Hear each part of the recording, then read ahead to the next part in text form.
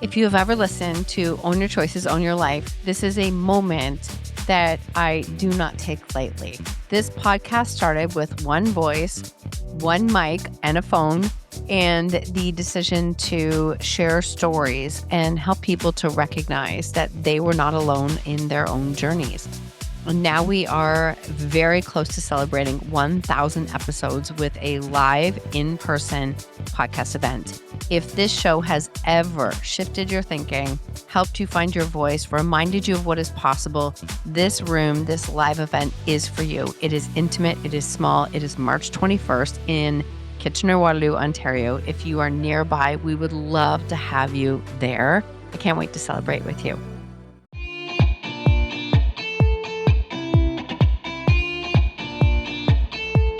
Welcome to the Own Your Choices, Own Your Life podcast. I know you are here wanting to change and rewrite your story. You are desiring to step into the impact that you know you are here to create. I am here to guide you with the proven tools and strategies used by myself and our speakers to support you in taking radical responsibility in your life and learning how to own your choices to change your story. My name is Marsha Van Weinsberg. I am a storytelling business coach, master NLP trainer, speaker, podcaster, and 7 times published author. My clients have found freedom and purpose from overcoming their shame stories and learning how to share them with the world. I am so grateful you are here. Let's get started.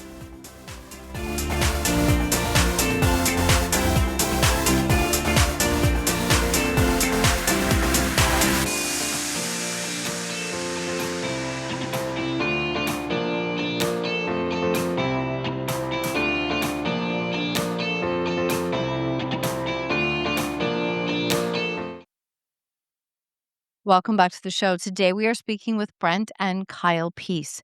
Brent and Kyle are world-renowned push-assist duo disability advocates and co-founders of the Kyle Pease Foundation, a nonprofit that champions inclusivity in sports and the workforce for individuals with disabilities. Their inspiring journey has captivated audiences worldwide, especially after they made history as the first brother team to compete the grueling IRONMAN World Championship in Kona, Hawaii, as a push-assist duo. Together, Brent and Kyle continue to pave the way for inclusion in both sports and society.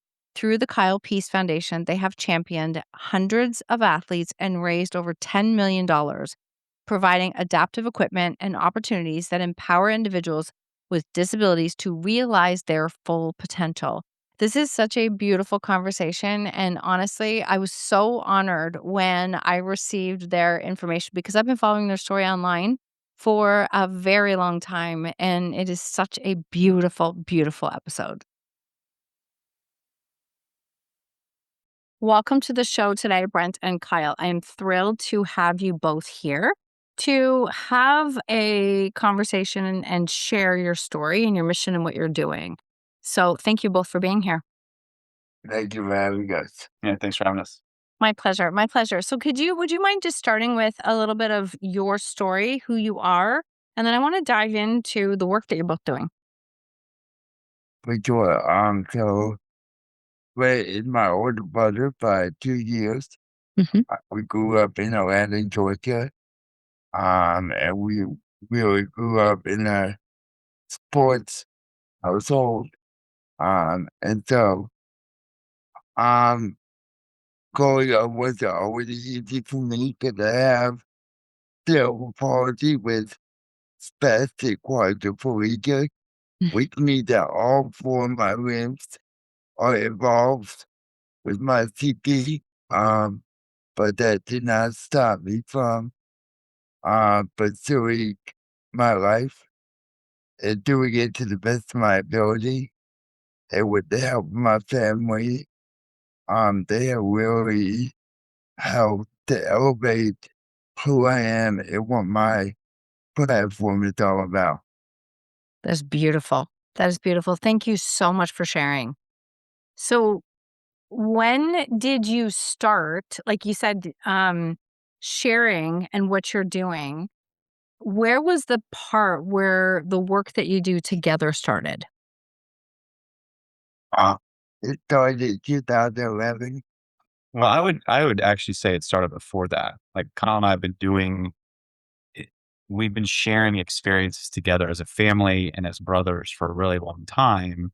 And it was, and as Kyle said, we grew up in a sports house. Like there was a lot of just energy around sports. We loved watching baseball. We loved, going to playing football and like all of these things. But Kyle wasn't fully immersed in the experience. And so what Kyle was about to say was that in 2011 is when we really started it. But we started that because Kyle was experiencing endurance sports in a way that he had never truly experienced another sport, and that he was fully involved and included in what we were doing. And, he credits me as a co-founder, and I wear that with pride, but really Kyle was the catalyst for all of that, because when we did our very first triathlon together in April of 2011, he said, we need other people to experience this. And as the same thing my parents did when we were kids, as Kyle's friends, as we as brothers did, we said yes. And, it was a room full of 20 somethings that had very little business experience, let alone nonprofit experience. And we just all went all in on trying to do this thing to serve others. And that was really when the work began, and I think we can get into it, but there was some really, wonderful times. There were some challenging times, but it was really about building a business together. It was a nonprofit, but it was still a business. Mhm. And we're very lucky through the hard work, through the support of board members and friends, that 15 years later, we're sitting here with you and still sharing that story and still working together. That's beautiful, and so 15 years later, you also are you able to look at the reach you have now and almost say, "Wow, like, this became more than we ever thought it was going to be," or did you always have the idea like, this started as a race together in 2011, is that correct? Correct. Yeah.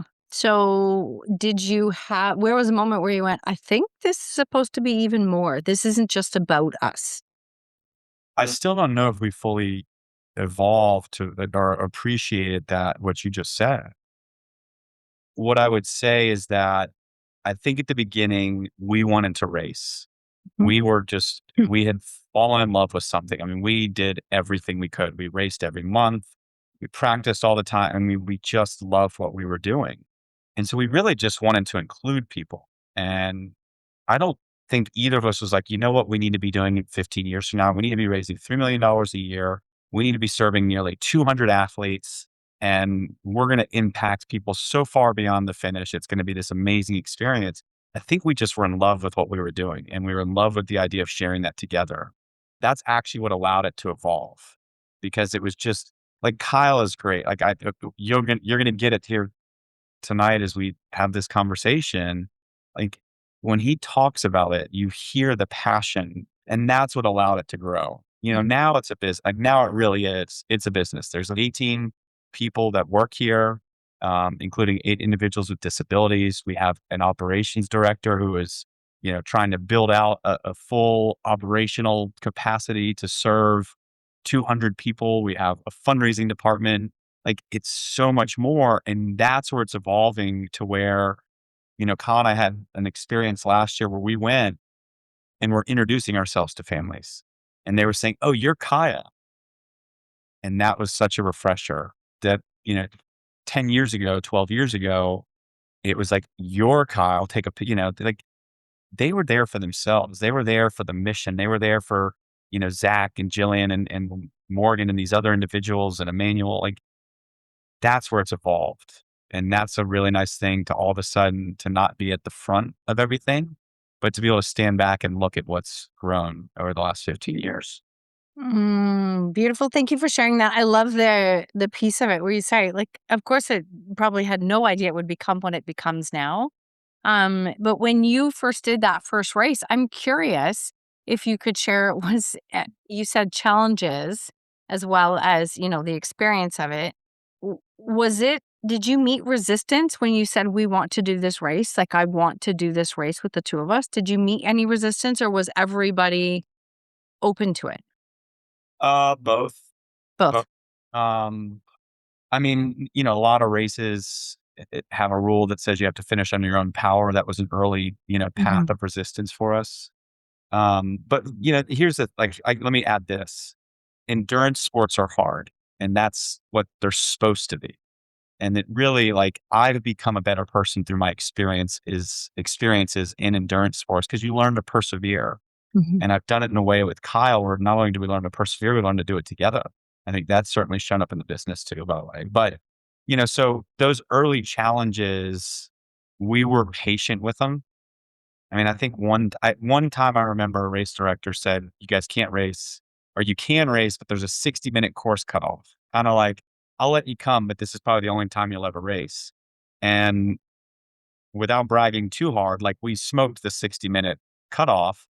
And in a moment of weakness, I went by him and I said, "Did we make the cutoff?" You know, um, Probably would have done the same thing. I was just gonna say, I bet you guys crushed that 60-minute cutoff. but the next year, there was 15 wheelchairs on the line, and we had only brought 3. So he made his race inclusive, right? And so somebody who felt like they were resisting us was actually open to it. He was just thinking about safety. He was thinking like, but we didn't hear that because we had been dealing with resistance. So, and we still see it a little bit, but like the London Marathon for years used to not let people in. They have a category now. So I think the changes are still there, but it's also still evolving. The race that we did this past weekend in Disney, like Disney is a very inclusive organization, but they put a big chunk of the wheelchairs like not halfway, about a third of the way back in the field. Well, it's like, that's really hard as a wheelchair to push a wheelchair around people. It's much easier for people to run around a wheelchair, right? Exactly. But like we're getting there, like it's evolving. So I, I, I think that we'll continue to face roadblocks, but our voice is becoming louder, meaning the organization's voice. And that'll continue to give us a place at the table to advocate for inclusion. I love what Blake had said.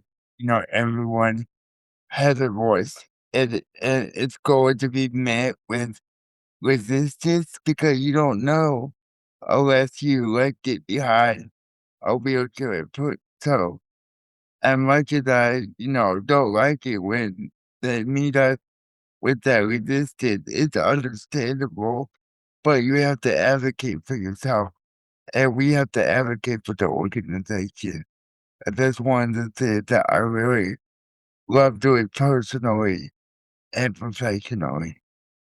That's so well said because by you advocating, you're opening up so many more doors for other people, right? And again, 15 years ago, I mean, it was probably more new, right? And people were like, as you said, the race director is like, okay, is it safe? I don't know. And this is something they're learning. I love hearing there's so much more available now. So you talk about like inclusion in sports, and that's why it's so important to you. Can you share what you mean specifically by inclusion in sports so people can understand? Because I don't know if everybody even understands a lot of the ways that maybe sports are not inclusive. Yeah, I mean, I think we said it a minutes ago that everybody deserves a spot at the table, Yep. and whether it's sport or whatever you prefer to do, everybody needs to be involved. Everybody has something to offer. And in sports, one of the things I love about sports is it brings people together. No matter what the difference is, it brings people together and it unites us. And I think that's a big overarching theme of what we do with the Kyle Pease Foundation is we want everybody to be included, and we want everybody to find their voice and find their hope and then we could do that for every person that we serve, that we have done our job. You've done an incredible job, and I think that just speaks absolute volumes. I'm curious, like, so you started with triathlons, right? How long did you do triathlons before you decided to embark on a longer race? Well, the longer race was always the goal. Like the Ironman was always the goal. But just like with the business, we wanted to learn. We didn't want to just jump in an Ironman or a marathon or anything like that. So like we did 5K and 10K, and we did an Olympic distance triathlon, and then eventually we did 2 half Ironman. So like it just took us 2 years to get to where we wanted to be to do that. And that was like super intentional. Like even now, we never sat down and like we said and said, this is what we're going to be in 10 years as a business. But we did on the sporting side. We did say like, we're going to do an Ironman, but we've got to do a half first. And we're going to do Kona, but we've got to get Ironman to recognize the achievements first. So like, it just was this like methodical process. And like I shared earlier, we were so in love with it. Like Mhm. just, it didn't matter. We loved all of the things that we're doing because we were doing it together.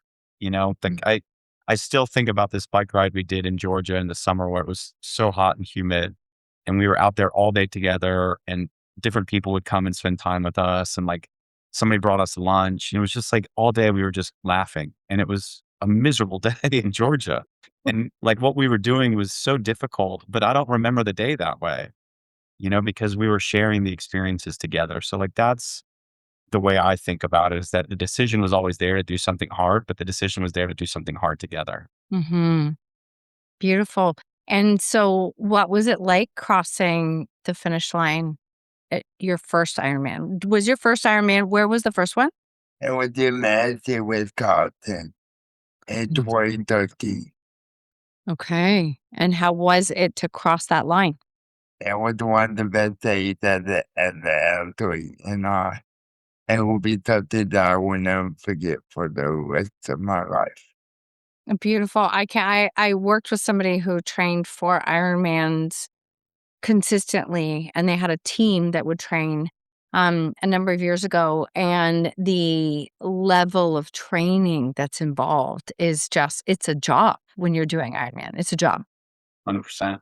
Yeah. And so, what when you have hard moments in a race, how do you pull yourself through?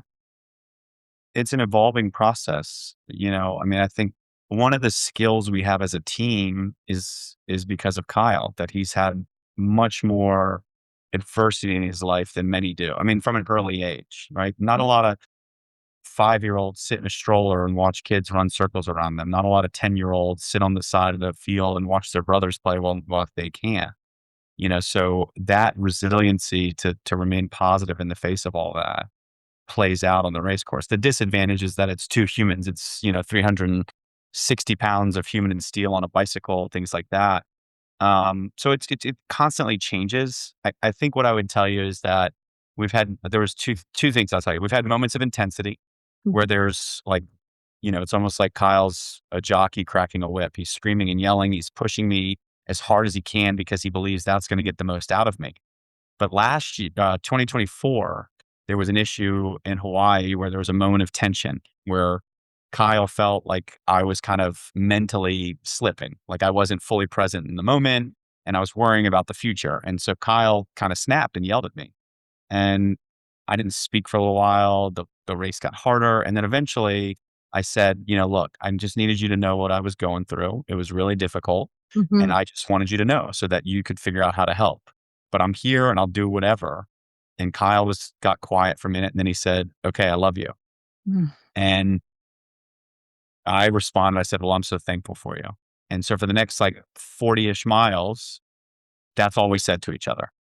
Right. And I think about that a lot now because I think that the last 34 miles in particular of this, and that was just the bike ride, we still had to run a marathon. There's still a marathon after that.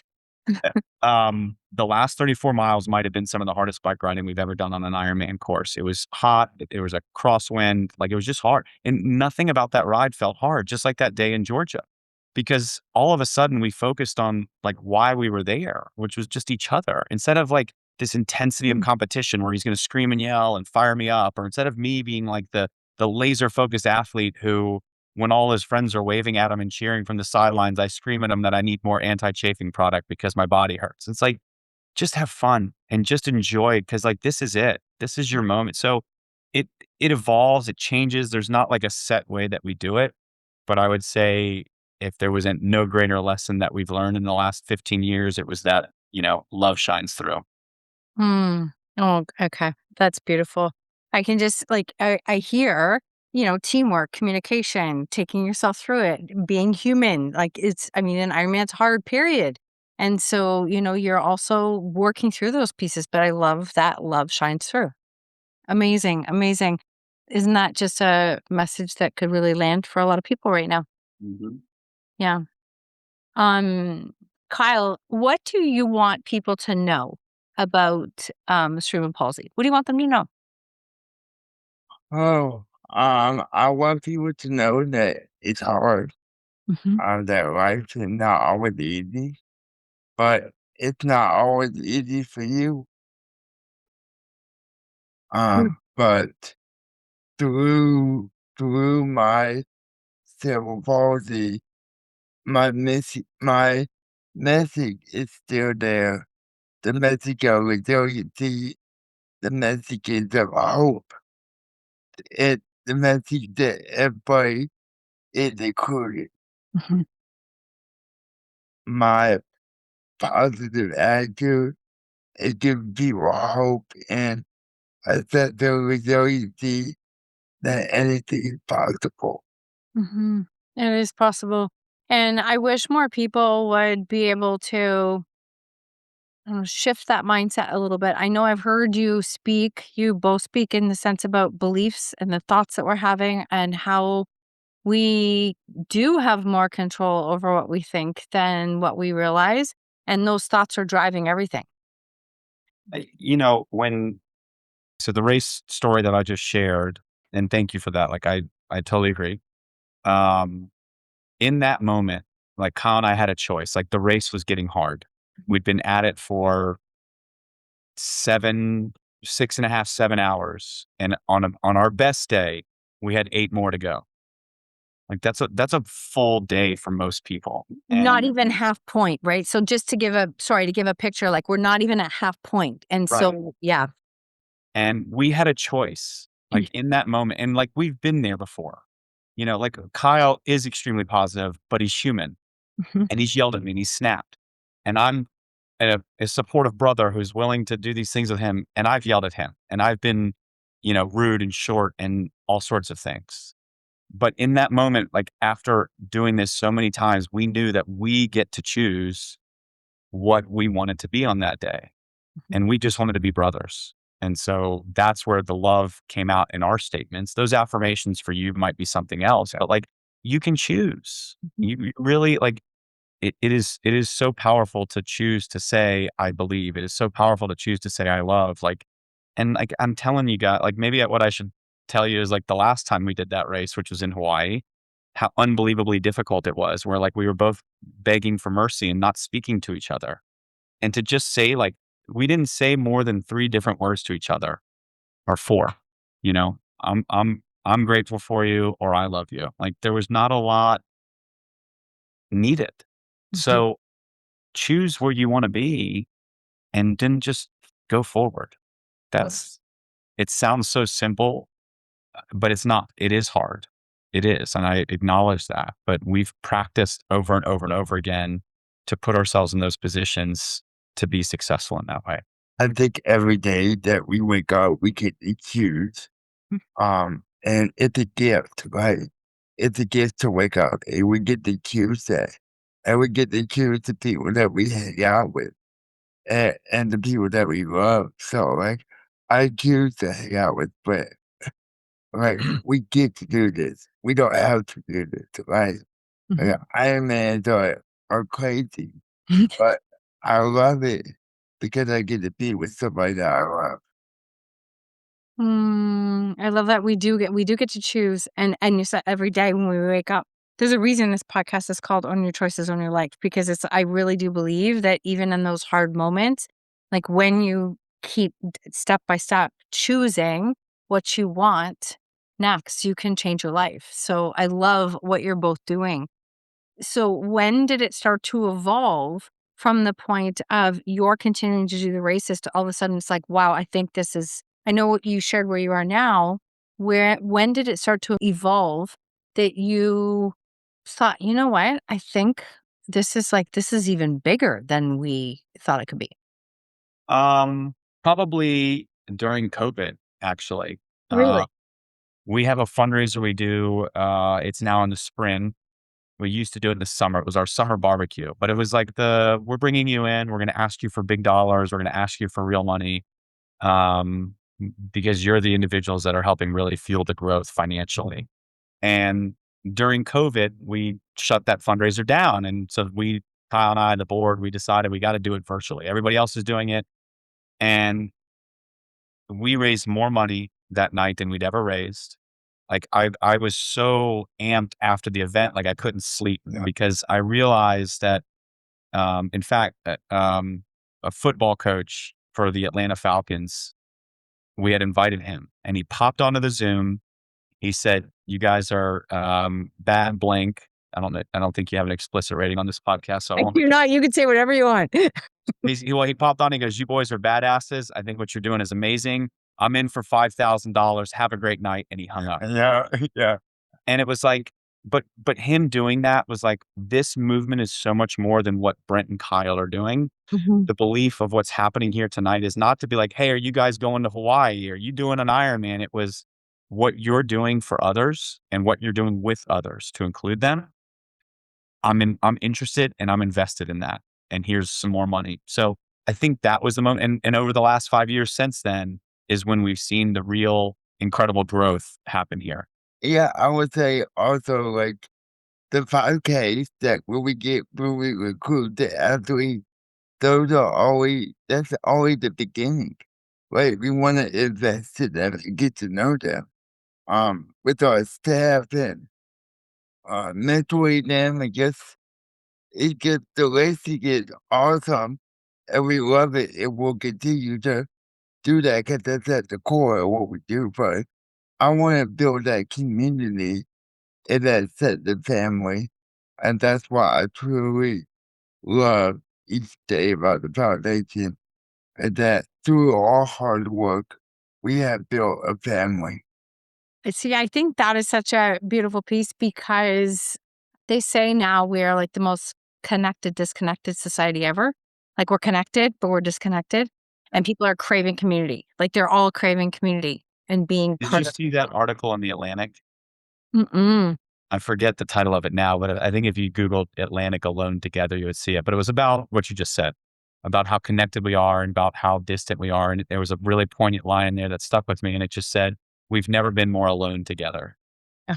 And I think that's actually like when you think about like what you're saying and what Kyle was talking about, or what we were talking about with the growth, like we were all alone together that night. But the power of this organization has been the community and the family that Kyle just talked about. Like, so being at these races together and sharing in these experiences and looking at like when you see our group, if you're a bystander who has no connection to the disability community, that has never experienced that in any way, you look at that and go, "Wow, that must be hard." But if you stand in the middle of our circle, you're going to feel nothing but like your heart is going to just thump with just delight and gratitude. So, it's really important to us. We're sitting in our office tonight. Mhm. We have 8 employees with disabilities that work here, and we used to all just work from home. We got an office more for them, Mhm. and really to show them like it's not about how much more work we can get done in the office. It's about how less work we can do. Yeah. Like the number of times Kyle just zips by my office and then just pulls in and starts talking. He went by my office before this call and I was like, "I can't do this, Kyle." And then he actually zipped right by me to go talk to Zach. He didn't want to talk to me. And I was like, "Poor Zach's been interrupted 15 times today, but who cares?" Because Okay. that's what this is really all about. Like that's so like stand in the middle. When you see something that looks hard, go stand in the middle because you'll feel what's really happening in there. Robert. Oh, I love that. Absolutely love that because I mean, you're right. If you're standing from a distance sometimes and people might have a feel like that's really hard. I look at your presence, your social media, things that I see and videos that I've watched. And I don't know. I guess I feel like I'm in the middle of it, even though I'm like in Ontario here. I have felt heart. Like I feel heart. I see it. It's like I just love what you're doing. And I think that it's just continuing to open up so much more possibility for other people to be part of the experience. Thank you. Thank you. Hmm. So I mean, as your business has grown and your community has grown, you support athletes who are going to do races. Tell us about what your organization does. So yeah, so the core of what we do is the sporting piece. So inclusion in sports, the and beyond piece is what it's really evolved into. We have a Kyle Pease Kids program now. So we have a youth focused program that is both athletes and volunteers. Hmm. So really teaching the next generation of volunteers and philanthropists what it means to be in service to others, to an organization, as well as the young athletes. I mean, being a parent of a young child with a disability, it's a lot. There's a lot to manage, a lot to do. Being able to show them, like, to come in and see Kyle, like a young man with a college degree and a job, like there is hope, there is possibility.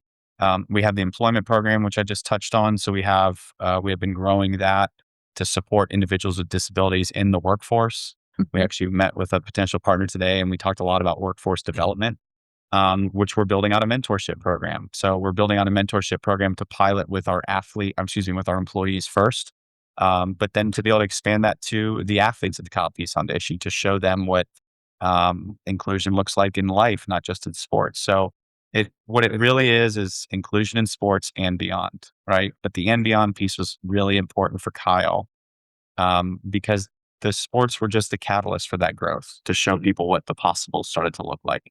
Hmm. And I mean, Kyle's using his, like, you using your voice, as you've already mentioned a few times now, like, just becomes such an advocate to share and the importance of this for everyone. Yeah, absolutely. Because we do have athletes in our community that are nonverbal, but Mhm. they have a voice, and they have feelings, and you can tell by their eyes how much they love racing with us. And that's so important as it is for me who has a voice and I can articulate. But you can have a conversation with every athlete through their eyes or through their verbal cues and all that. So, yeah. Amazing. I'm going to ask you for each other. What's one of the biggest things you've learned from each other in this process? How about you, Alfred? I haven't learned a thing from Kyle. I would love for him to actually teach me something. Um, I, I mean, I think that the greatest lesson that I've always learned from Kyle is about love and positivity. You know, Kyle has chosen to be positive, to love. Um, and we actually shared this earlier today.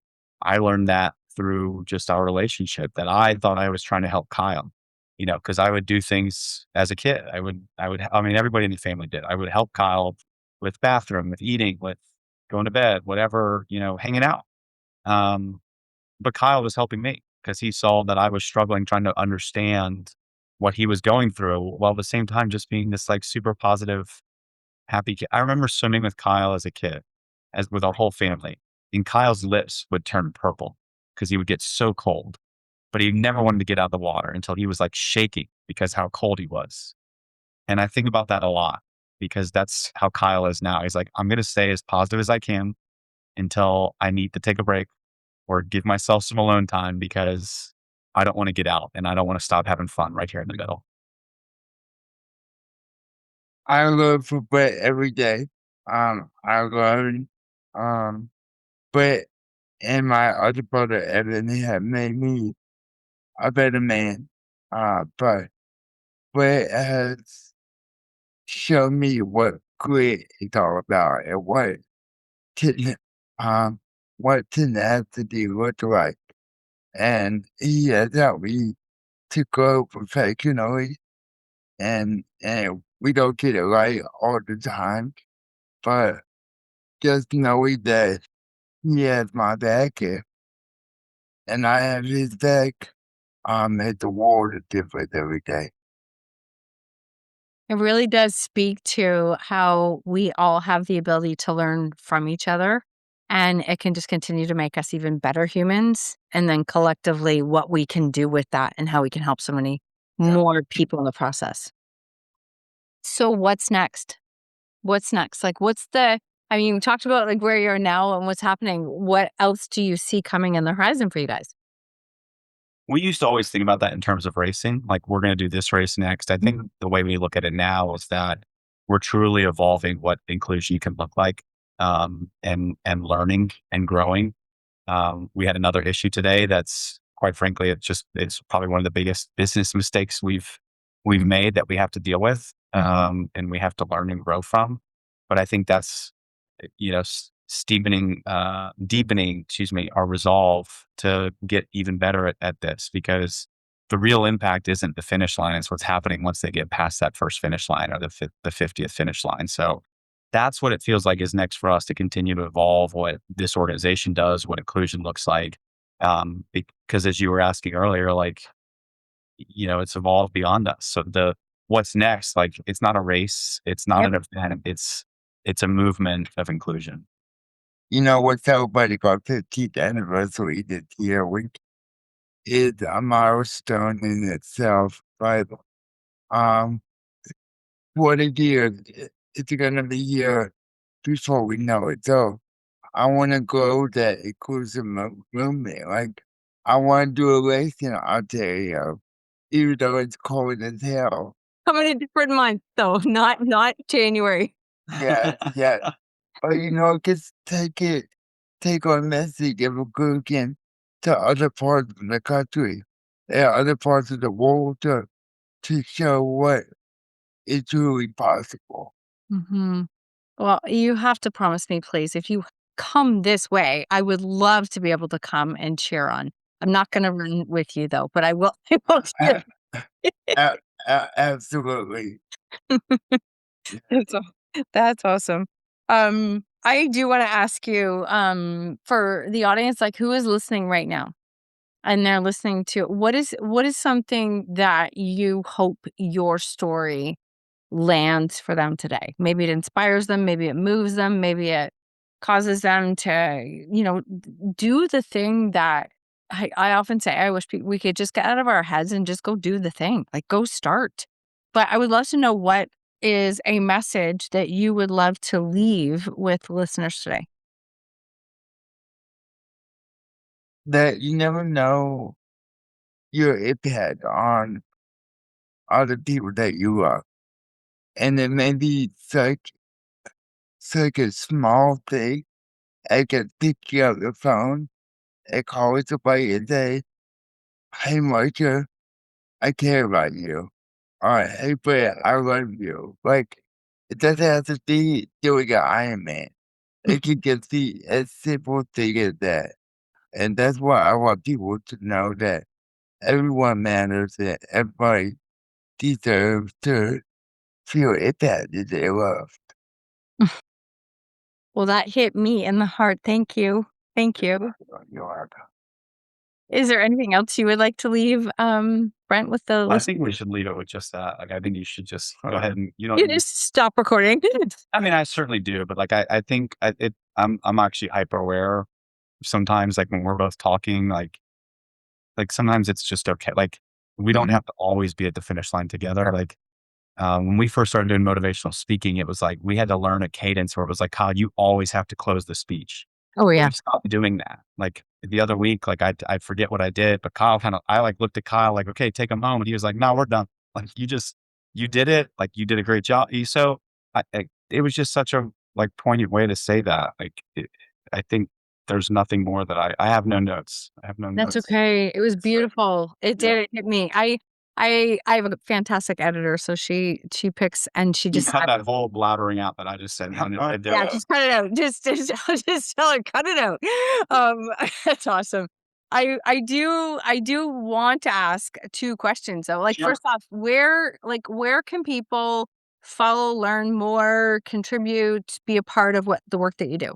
KylePeaseFoundation.org has everything. You can follow social. We've got some amazing videos on YouTube. We did a series with Hyundai Motorcorp a few years ago. It's nearly 70 minutes of content that is unbelievable. It tells the family story, the brother story, and the foundation story. Like, all of the pieces that we talked about today is right there and is beautifully well done. So I'd highly encourage that. But you can engage every channel, sign up for the newsletter. You can donate if you're in the area, or if we're racing in your area, you can sign up to volunteer. All of it is right there on our website, and would greatly appreciate if you guys would click through and check it out. Absolutely. I'll make sure everything is there. This has been an absolute honor for me to have this conversation with you, and I'm so grateful that our paths crossed. I always like to ask this question at the end, and you can both decide who answers it, what you want to say. But my question is always, what lesson in life are you most grateful for? That we have each other and that we have a wonderful community. I would just add that, the most powerful step is the next one. And if you're willing to take it, and see what's next, you may not realize what's there waiting for you. Beautiful. I love it. Thank you both so much. Thank you.